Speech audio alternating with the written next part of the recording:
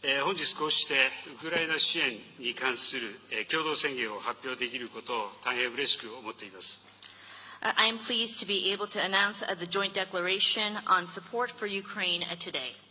5月の G7 広島サミットでは幅広い招待国の皆さんも含めた議論を通じて世界のどこであっても力による一方的な現状変更は許してはならない。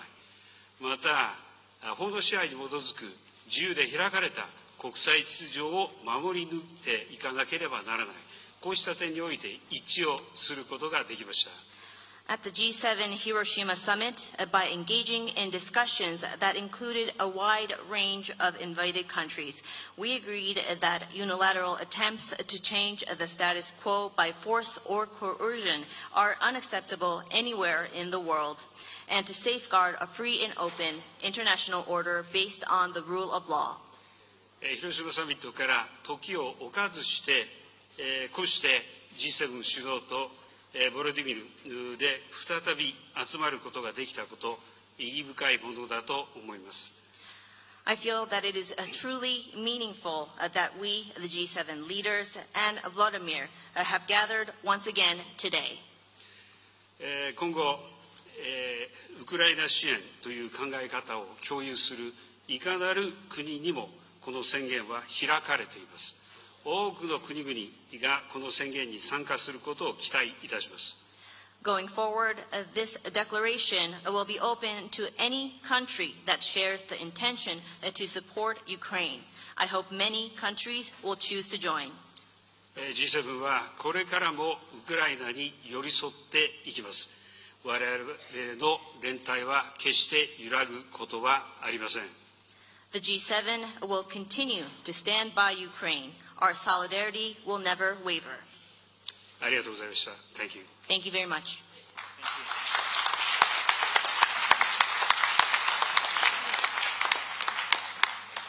Let me start off by saying something that I hadn't planned on saying. You know, I think there are very few people in Europe or in continental United States and the North American continent that thought this man would stand up and come to the aid and assistance of Ukraine. He increased his military budget. He stepped up Japan,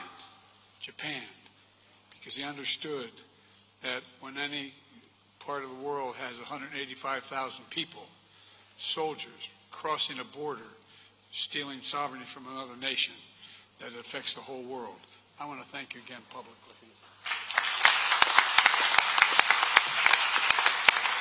We just concluded the first meeting of the NATO-Ukraine Council, and all our allies agreed Ukraine's future lies in NATO.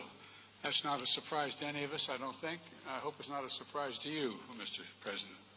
Allies all agreed to lift the requirements for membership action plan for Ukraine and to create a path to NATO membership while Ukraine continues to make progress on necessary reforms. But we're not waiting for that process to be finished to make the long-term commitments that we're making to Ukraine's security. Vladimir and I shouldn't be so familiar. Mr. Zelensky and I talked about the kind of guarantees we could make in the meantime when I was in Ukraine and when we met in other places. And so today, the long-term commitments we're making are backed up by the notion that in the meantime, we're going to provide security to Ukraine for its needs and against any aggression that may occur. Today, the members of the G7 are launching a joint declaration of support for Ukraine to make it clear that our support will last long into the future. This starts a process by which each of our nations and any other nation who wishes to participate will negotiate long-term bilateral security commitments with and to Ukraine. We're going to help Ukraine build a strong, capable defense across land, air, and sea, and from which will be a force of stability in the region and deter against any and all threats. I want to thank my fellow G7 leaders and President Zelensky for their work to make this happen. I think it's a powerful statement a powerful statement of our commitment to Ukraine as it defends its freedom today and as it rebuilds the future. And we're going to be there as long as that takes. And again, I thank all my colleagues for their support for this.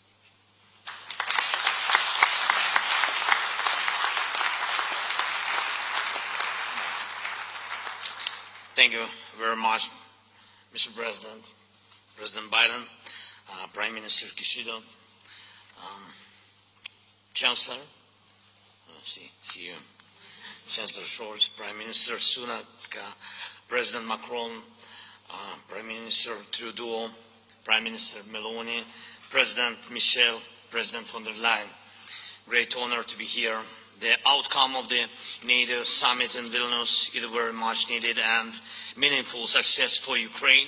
And I'm grateful to all leaders in NATO countries for very practical and unprecedented support, considering decades of our relations support for Ukraine. Today, there are security guarantees for Ukraine on the way to NATO, an important package of security guarantees. Today, we are coordinating with the G7 countries the framework for security guarantees that shall be further extended through arrangements with our key partners, bilateral and multilateral agreements. And Ukrainian delegation is bringing home significant security victory for the Ukraine, for our country, for our people, for our children. It opens for us absolutely new security opportunities, and I thank everyone who made it possible. Thank you, dear colleagues. Thanks you.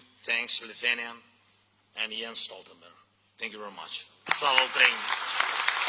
This concludes the speaking program. Please remain seated for the family photo.